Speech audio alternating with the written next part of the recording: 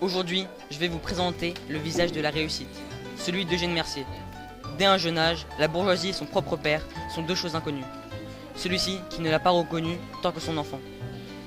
Il vit et travaille avec sa mère, avec l'espérance de récolter assez de sous pour construire peu à peu son rêve. En 1858, à 20 ans, il regroupe au sein d'une union de propriétaires qui comprend également la maison de champagne de Burlon, créée par son beau-père Philippe Burlon. En 1871, il fait creuser des caves en kilomètres. Et pour réduire le temps et les efforts de ses employés, il fait creuser des caves sans escalier et à côté d'un chemin de fer.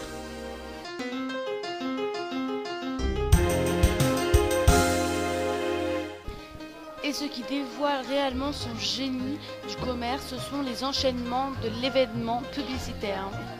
Pour parler de ça, marque Eugène Mercier revient à l'exposition universelle en 1900 avec un pavillon dans lequel sera projeté l'un des premiers films publicitaires réalisés par les frères de Lumière. En parallèle, À Vincennes, le ballon Mercier emporte sa nacelle, quelques invités qui dégusteront une coupe de champagne Mercier à 300 mètres d'altitude. on aperçoit la cheminée et les hommes qui font son vin.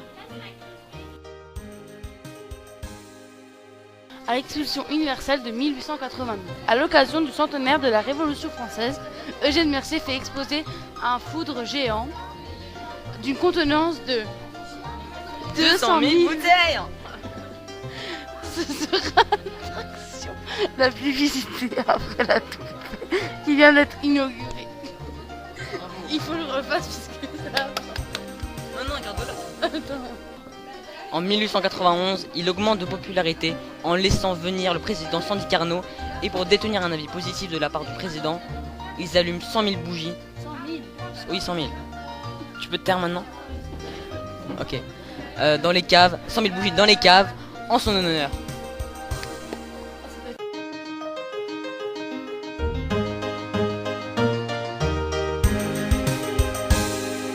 Le prénom du château fait référence à la distance de la maison Mercier par rapport à la ville d'Épernay.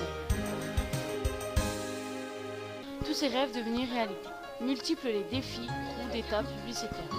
Il poursuit alors une vision anticommuniste, il fait connaître et apprécier son vin par tous pour valoriser le fruit de son travail. Eugène Mercier exploite toutes ces nouvelles opportunités qu'offre son époque. Il meurt en 1904 à l'âge de 66 ans.